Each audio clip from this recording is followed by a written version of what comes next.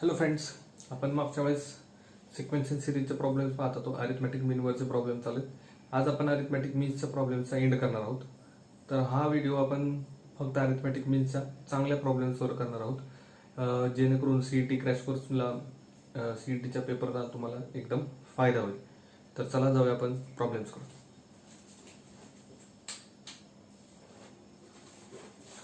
पहिले बघा, सम number 1. The common difference of an AP whose first term is 100. First term किती तुमच्याकडे 100 दिली. त्याच्यानंतर म्हणताय काय, and the sum of whose first six term is 5 times the sum of next six terms S12 minus S6. So ह्याचा common difference विचारलाय. काय काय विचारलंय बघा. दिलंय काय की पहिली टर्म त्यांनी सांगितली 100 आहे आणि सांगितलंय काय की पहिल्या 6 टर्मची बेरीज ही पुढच्या 6 टर्मच्या बेरजेपेक्षा 5 ने जास्त आहे. पुढच्या आता S12 minus S6 म्हणजे पहिल्या 12 टर्म्स त्यातनं 6 टर्म्स वजा करायचे. म्हणजे काय करणार तुमच्याकडे 7, 8, 9, 10, 11 आणि 12 म्हणजे पुढच्या 6 टर्म्स शिल्लक राहिले. आता आणि फर्स्ट टर्म त्यांनी किती सांगितले, 100. फर्स्ट टर्म किती सांगितले आपल्याला, 100 सांगितली. So S6 is equals to 5 into S12 minus 5 into S6.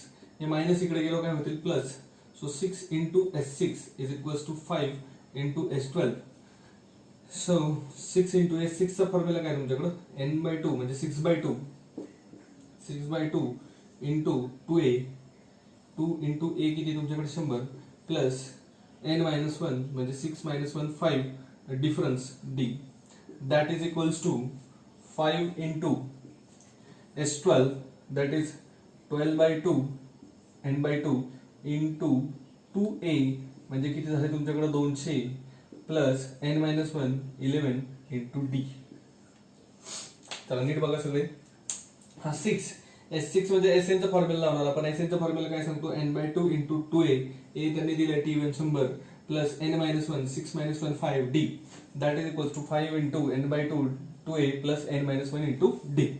So हे किती झालं तुमच्याकडं, बेत्रिक 6 आणि बेसख 12.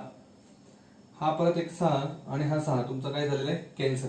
राहिलं काय, तर 3 into 200 plus 5d. That is equals to 5 into 200 plus 11d. So आतमध्ये मल्टिप्लाय केलं तर किती येतं तुमच्याकडं, 600 plus 5-15d is equals to 1000 plus 55d. इकडं प्लस झाला, इकडे काय झालं तुमचा minus.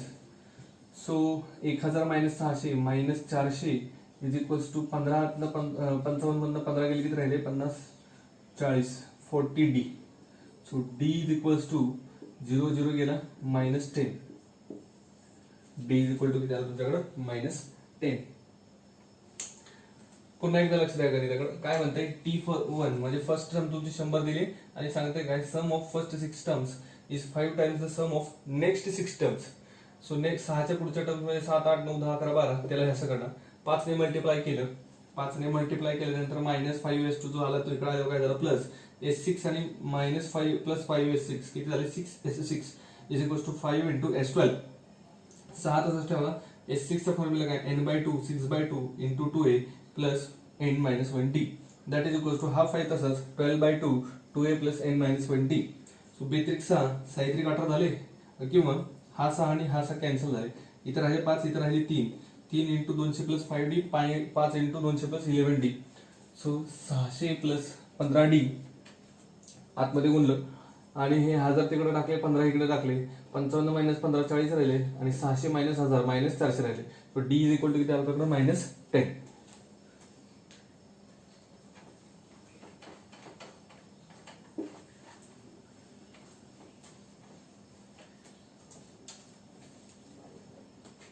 Next problem, the sum of all odd numbers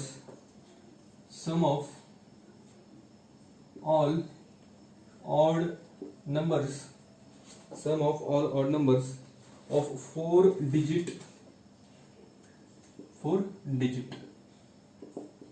divisible by 9 म्हणजे काय क्वेश्चन क्वेश्चन काय सांगतो तुम्हाला की 9 ने भाग जाणाऱ्या 4 अंकी संख्यांमध्ये, तर 4 अंकी संख्या जेवढ्या आहेत त्याच्यामध्ये काही अशा संख्या असणार की ज्या 9 ने भाग जाणाऱ्या इव्हन संख्या आहेत, काही अशा असणार की ज्या 9 ने भाग जाणाऱ्या ऑड संख्या आहेत. तर हे म्हणतंय काय की 4 अंकी संख्यांमध्ये 9 ने भाग जाणाऱ्या ऑड ज्या संख्या आहेत त्यांची बेरीज किती आहे सांगा म्हणतंय. 9 ने भाग जाणाऱ्या ऑड संख्या शोधूया आपण आधी. कोणते कोणते आहेत? 4 अंकी संख्येची सुरुवात कुठे होते? 1000 पासून. 1000 ला मी 9 ने भागल्यानंतर 9 एके 9 उरला 1, 9 एके 9 उरला 1, 9 एके 9, 9 एके 9 उरला 1, 9 एके 9 उरला 1, 9 एके 9. कितीची गरज पडली आपल्याला इथं? 1 उरला. म्हणजे रिमाइंडर किती राहतो तुमचा? 1. रिमाइंडर किती राहतो तुमचा? 1.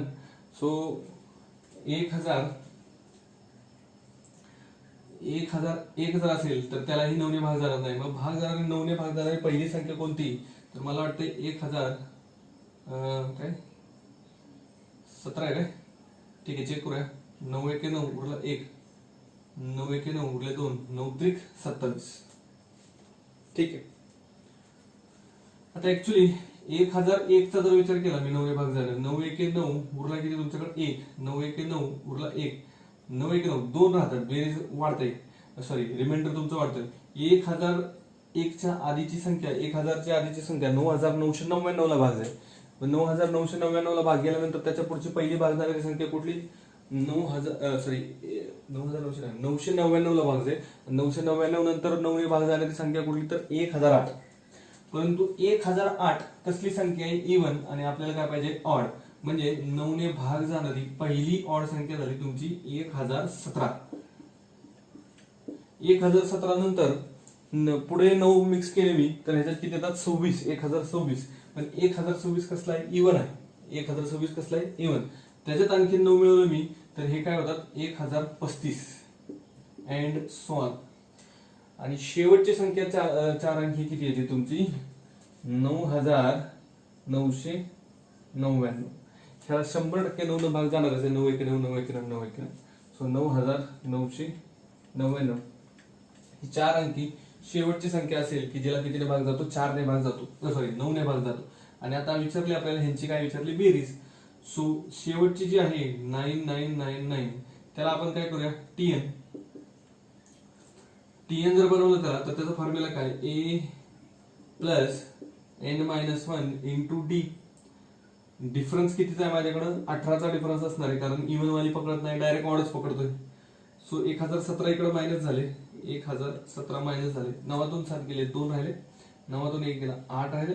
9तून 0 गेलं, 9 राहिले. 9तून 1 गेला, 8 राहिले. दॅट इज इक्वल्स टू हाई गुणिले 18. इकडे लगेच काय होते तुमच्याकडे? भागिले 18. आणि इथे राहील तुमच्याकडे एन मायनस 1. 9 दुने 18, 99 81 उरले किती? 8. परत एकदा 99 81 उरले किती? 7. 9 8 72. आणि 2 ने भाग लावल्यावर 2 चोक 8 उरला 1. 92 18 92 18. So 499 plus 1 is equals to n. हा मायनस 1 इकडे प्लस 1 झाला. So n is equals to किती आलं आपल्याकडे? 500. एन इज इक्वल टू किती आलं आपल्याकडे? 500. एन इज इक्वल टू जर 500 आलं माझ्याकडे तर आता मला काय विचारलंय? S N. So 500/2 into T1 माझ्याकडे आहे 1017 प्लस TN आहे माझ्याकडे 9999. So this is equals to किती येते? हे 225 इंटू यांची बेरीज आणि त्यांचा गुणाकार. लक्ष द्या परत एकदा. याच्यामध्ये काय म्हणतात? Sum of all odd numbers of 4 digit which are divisible by 9. म्हणजे 9 ने भाग जाणाऱ्या 4 अंकी विषम संख्यांची बेरीज सांगा म्हणते. 4 अंकी कसल्या संख्या? विषम संख्यांची काय सांगा म्हणतोय? बेरीज सांगा म्हणते. बघा नेक्स्ट क्वेश्चन काय म्हणतोय? 9 ने भाग जाणाऱ्या 4 अंकी विषम संख्यांची बेरीज सांगा. 9 ने भाग जाणाऱ्या 4 अंकी विषम संख्यांची बेरीज सांगा. मग विषम संख्या, पहिली विषम संख्या आली 1017, दुसरी आली 1035. शेवटची विषम संख्या 4 अंकी 9 ने भाग जाणारी कोण आहे? 9999. मग शेवट किती? एसएन काढू शकतो आपण. आता ए आहे, डी आहे म्हणजे, पण एन आपल्याकडे नाही. एन काढण्यासाठी मी ह्याला टीएन म्हणला आणि एन काढून घेतला.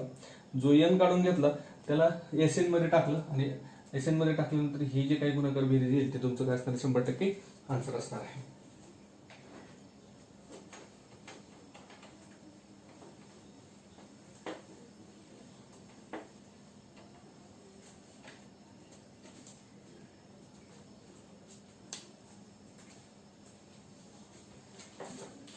नेक्स्ट क्वेश्चन बघा.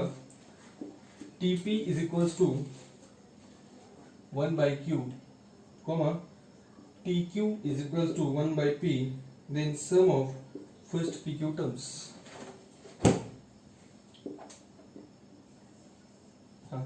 क्वेश्चन काय आहे, TP दिलाय तुमचा 1 by Q, TQ दिलाय तुमचा 1 by P आणि विचारले SPQ. TP दिलाय म्हणजे काय दिलाय, A plus P minus 1 into D is equals to 1 by Q आणि ह्याच्यातून काय येते A plus Q minus 1 into D is equals to 1 by P.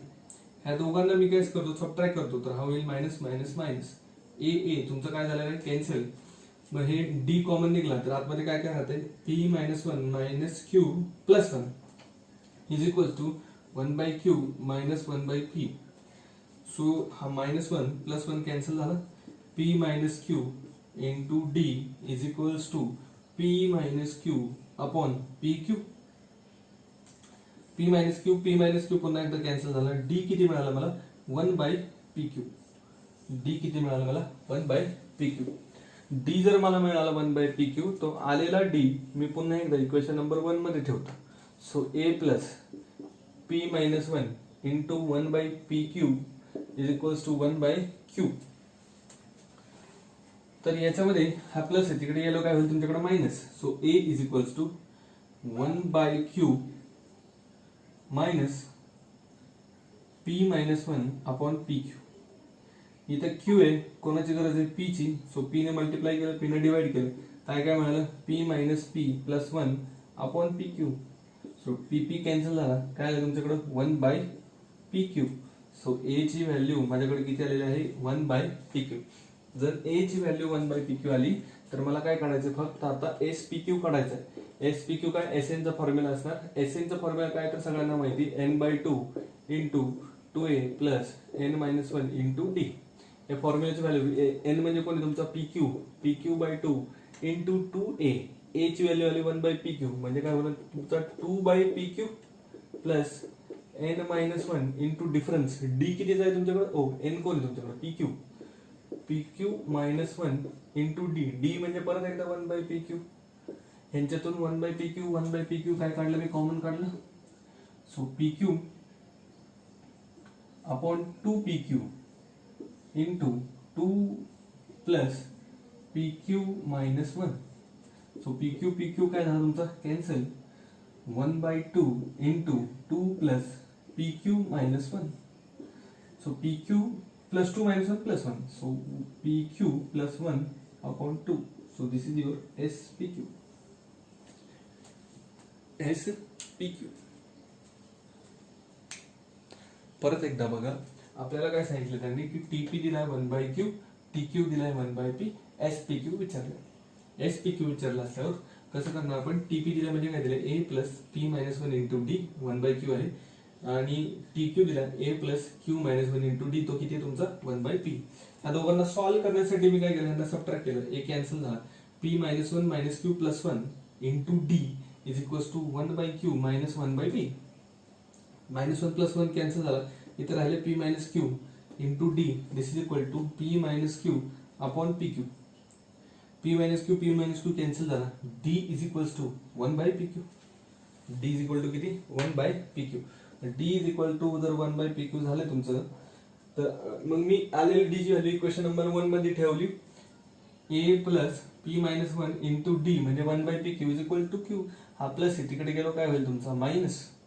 इथं Q होता फक्त, P नव्हता म्हणून P ने मल्टिप्लाय केलं, P ने डिवाइड केलं. So P minus P plus 1 upon PQ. PP cancel झाला, 1 by PQ. A ची पण व्हॅल्यू किती आली आपल्याकडे, 1 by PQ. सो A आला, D आला.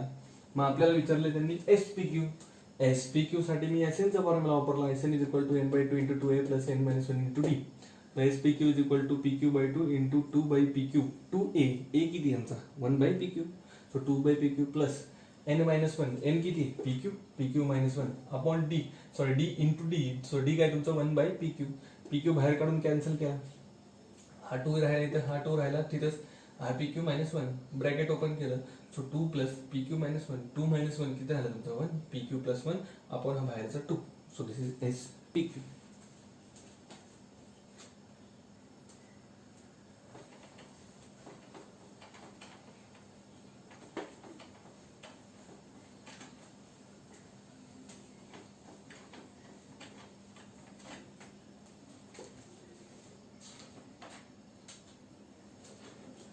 नेक्स्ट बघा, S1, S2, S3 are the sum of n, 2n and 3n terms of NAP. Then 3 into S2 minus S1. Then 3 into S2 minus S1 विचारलं. So पहिले तर S3 म्हणजे किती येणार तुमचं 3n/2 into 2a plus 3n-1 into d. Equation number मी काय म्हणतो याला 1. S2 minus S1. S2 म्हणजे किती येणार तुमचा 2n/2 into 2a plus 2n-1 into d minus S1 म्हणजे n/2 into 2a plus n-1 into d. हे काय घेऊ शकतो मी, S2 म्हणजे काय सांगितले त्यांनी सम of first 2n terms, S1 म्हणजे काय सांगितले sum of first n terms, S3 म्हणजे काय सांगितले sum of first 3n terms. So S2 minus S1 म्हणल्यानंतर S2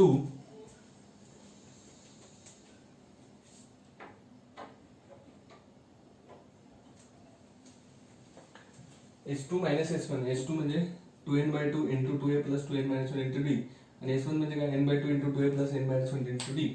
ह्यांच्या दोघातनं मी n/2 कॉमन काढतो, n/2 कॉमन काढलं, इथे किती राहिलं 2 इंटू हे मल्टिप्लाय करा, किती आलं 4a plus 4n-2 into d minus हे n/2 तर कॉमन गेलं minus 2a minus n-1 into d. So this is n/2 into 4a minus 2a किती आलं तुमच्याकडे 2a plus 4a ह्यांच्यातनं d common निघाला, काय करणार d कॉमन काढू 4n-2 minus n plus 1 d common. So 4n n/2 into 2a plus 4n-1 किती झाला तुमच्याकडं 3n-2 plus 1 minus 1 into d. हे कशाची व्हॅल्यू आली S2 मायनस S1. आपल्याला त्यांनी विचारली व्हॅल्यू 3s2 मायनस S1, मग मी ह्याला 3 ने मल्टिप्लाय करतो दोन्ही बाजूला 3s2 minus S1 that is equals to 3n/2 into 2a plus 3n-1 into d. So 3s2 minus S1 is equals to S3n is equal to त्याला आपल्याकडे S3n. परत एकदा बघा S1, S2, S3 हे पुन्हा एकदा बघा गणिताकडे. S1, S2 आणि S3 are the sum of first n terms, first 2n terms आणि फर्स्ट 3n टर्म्स. S3 किती येते तुमचा 3n/2 into 2a plus 3n-1 into d. S2 minus S1 ची व्हॅल्यू आपल्याला त्यांनी विचारली, त्यामुळे मी S2 आणि मायनस S1 ची व्हॅल्यू काढून घेतली. S2 म्हणजे sum of first 2n terms, so 2n/2 2a plus 2n-1 into d. S1 sum of first n terms n/2 into 2a plus n-1 into d. n/2 common टाकला, n/2 common काढल्यानंतर हे 2 into राहिलं, so 2 into 2a 4a, यांना पण आतमध्ये multiply केलं d राहिला, n/2 गेला हे असंच मायनस 4 राहिलं. सबट्रॅक्शन केलं S2 मायनस S1 ची व्हॅल्यू आली n/2 2a plus 3n-1 into d. परंतु आपल्याला विचारली त्यांनी 3 इंटू S2 मायनस S1, मग 3 ने मल्टिप्लाय केलं, इकडे पण 3 ने मल्टिप्लाय केलं, इकडे पण 3 ने मल्टिप्लाय केलं, तर हे झालं तुमचं S3n. हे झालं तुमचं S3n.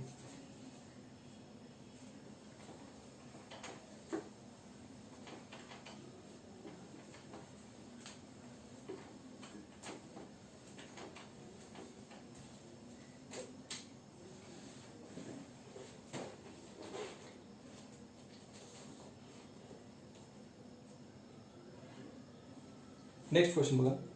In an AP of even number of terms, the sum of the odd terms is 24. The sum of the odd terms is 24 म्हणजे T1 plus T3 plus T5 dot dot dot T किती terms येतात even terms म्हणजे 2n terms. So 2n minus terms is 24 and while that of the even terms is 30. So T2 plus T4 plus T6 plus dot dot dot T2n that is equals to 30. If the last term exceeds the first by 10.5, last term T2n exceed the first म्हणजे T1 by 10.5. then number of terms म्हणजे 2n is equals to question mark. 2n terms आहेत ना आपल्याकडे, so 2n पाहिजे आपल्याला. लक्ष द्या, याच्यामध्ये ह्या क्वेश्चन मध्ये सांगताना काय सांगते की इव्हन टर्मची बेरीज किती येते म्हणते 30 आणि ऑड टर्मची बेरीज किती येते म्हणते 24. इव्हन टर्मची बेरीज किती येते 30 आणि ऑड टर्म्सची बेरीज किती येते, ऑड टर्मची बेरीज येते 24. तर म्हणताय काय की जर इव्हन टर्मची बेरीज 30 असेल, ऑड टर्मची बेरीज 24 असेल, तर तुम्ही आणि लास्ट टर्म ही फर्स्ट टर्म पेक्षा 10.5 ने मोठी असेल तर तुम्ही नंबर ऑफ टर्म्स काढा. ह्या दोघांना मी सबट्रॅक्ट करतो. T2 मायनस T1 म्हणजे किती आला तुमचा D. T4 मायनस T3 किती आला तुमचा D. हा पण किती आला D. हे किती टाइम्स येतील, n टाइम्स, कारण टोटल किती 2n, त्यातले हे n आणि हे n. So this is 30 minus 24 किती आला माझ्याकडे 6. So ND is equal to 6 किंवा D is equal to 6/n, कसंही तुम्हाला पाहिजे. नेक्स्ट त्यांनी दिलेल्या माहितीनुसार काय माहिती दिली की त्यांनी T2n चा फॉर्म्युला काय येणार, a plus 2n minus 1 into D is equal to a plus 10.5. a शी a काय झालं तुमचा कॅन्सल, D आलाय किती 6/n. So 2n minus 1 into 6/n is equal to 10.5. ह्याला आपण असेल 105/10 multiply by 10n.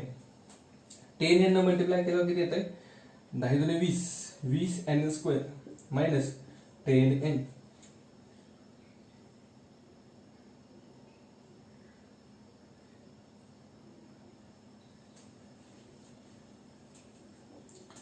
n multiply करूया. 10n into 2n minus 1 into 6/n is equals to 105/10 into 10n.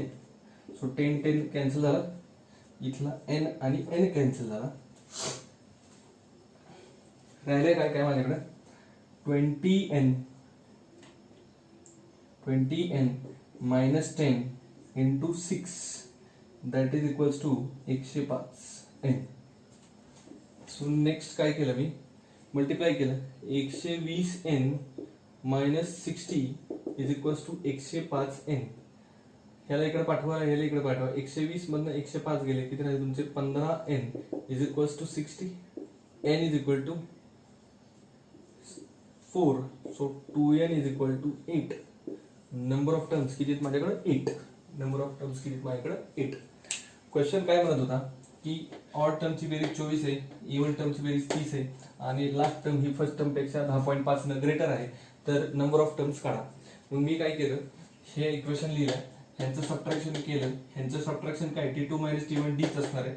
हे 2n टर्म्स असतील टोटल, तर ह्या n आहेत आणि ह्या पण n आहेत, म्हणून हे D किती टाइम्स हा n times. So ND is equals to 6. याच्यावरून D ची व्हॅल्यू आली 6/n. नेक्स्ट काय की मी ह्याची व्हॅल्यू टाकली, T2n किती असतो a plus 2n minus 1 into D आणि T1 म्हणजेच a प्लस 10.5. a शी a कॅन्सल झालं, 2n मायनस 1 तसंच ठेवलं. D ची व्हॅल्यू टाकली 6/n आणि इथं 10.5 ला दिलं 105/10. 10n न मल्टिप्लाय केलं आणि एक साधं इक्वेशन आलं, त्याच्यावरून n ची व्हॅल्यू मला 4 मिळाली. 2n इज इक्वल टू किती आलं माझ्याकडे 8.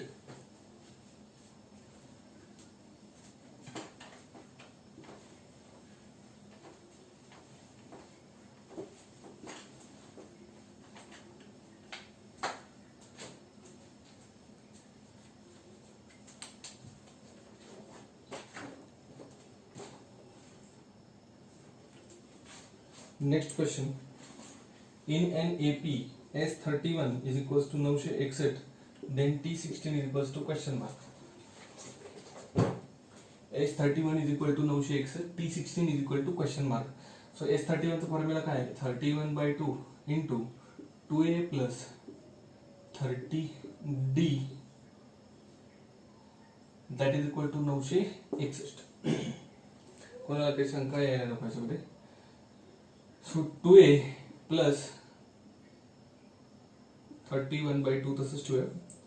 यातनं आणि यातनं 2 कॉमन निघू शकतो, तो कॉमन काढला 2 into a plus 15d is equals to 961. So a plus 15d म्हणजे काय असते आपलं T16 इज इक्वल्स टू 2 ला 2 कॅन्सल झाला 961 बाय 31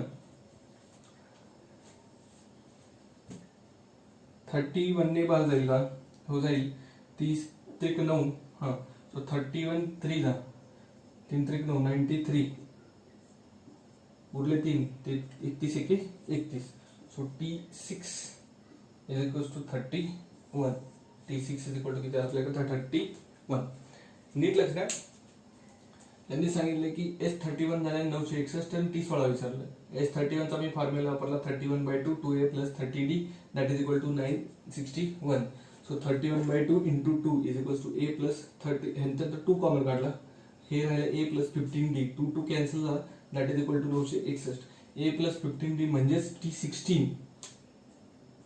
T16 आणि हा 31 गुणिले होता तिकडे काय झाला भागिले आणि कॅन्सल होऊन त्याचं आन्सर किती आलं तुमच्याकडे 31 आलं सो T16 इक्वल टू किती झालं 31